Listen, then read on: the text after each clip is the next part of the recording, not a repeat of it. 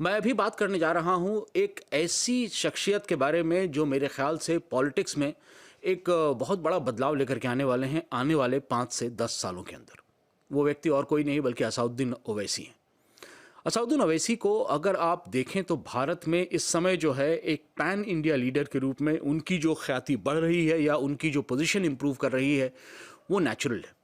Natural इसलिए है क्योंकि अब जो पोलराइजेशन होगा आने वाले समय में वो पोलराइजेशन 3 घटों में यानी 3 टुकड़ों में हो जाएगा।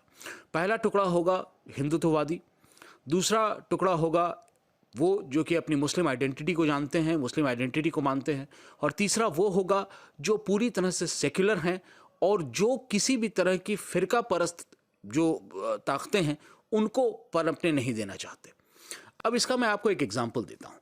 हिंदुस्तान में तकरीबन 20% मुसलमान हैं। अगर आप मान के चलें कि 100% वोटिंग मुसलमान करते हैं, 20% वोट सीधे सीधे जो है ओवैसी के खाते में गए। उसके अलावा जो है अगर आप थोड़ी सी जो है अपनी तवज्जो डालें इस चीज़ पर कि बहुत एक बड़ा तबका हिंदुस्तान का ऐसा है जो कि एक मुस्लिम आइडेंटिटी को एक्सेप्टेबल मानता है, मुस्लिम आइडेंटिटी का एसर्शन जो होता है या मुस्लिम आइडेंटिटी को जो उजागर करना होता है उसे वो सेकुलर मानता है, लेकिन हिंदू आइडेंटिटी को उजागर करना जो मानता है कि सांप्रदायिक है, वैसी ताकतें भी जो है जो जिन्हें हम टुकड़े टुकड़े गैंग कहते हैं या जिन्हें वो कहते हैं कि जिन्हें आमतौर पर भक्त लोग कहते हैं लिब्रांडू, या जिसे ये कहा जाता है कि वो व्यक्ति वो हैं जो हिंदू होने के बावजूद हिंदुओं की तरफ ना खड़े होकर के मुसलमानों की तरफ खड़े रहते हैं।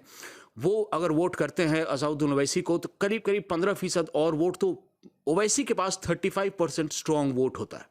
यहाँ जो बाकी हिंदू बचते हैं जो हिंदू आइडेंटिटी को मानते हैं और मुस्लिम लीडर को वोट नहीं करना चाहते, वो उस परिस्थिति में जो है क्या पूरे के पूरे मोदी को वोट करेंगे? जी नहीं, वो भी जाति के नाम पर बटेंगे। और वैसी परिस्थिति में आने वाले 10 सालों के बाद यदि ये पोलराइजेशन कंप्लीट हो जाता है तो मेरा ये मानना है कि 10 साल के बाद आपको प्रधानमंत्री ओवैसी दिखाई दे सकते हैं।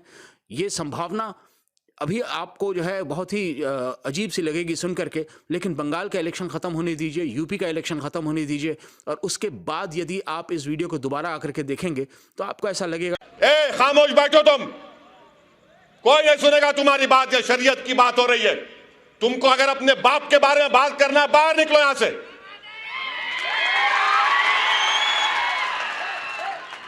कोई आवाज नहीं आएगी। मैं तुम्हारा मोहताज नहीं हूं, ना तुम्हारे उस सागर का मोहताज हूं। जूती पे रखता हूं सागर को और तुम जैसे गुलामों को। जाके बोलो तुम्हारे बाप से, असदुद्दीन ओवैसी महाराष्ट्र के इलेक्शन में मुकाबला करेगा, शरद पवार से करेगा, कांग्रेस से करेगा, मोदी से करेगा, आरएसएस से करेगा।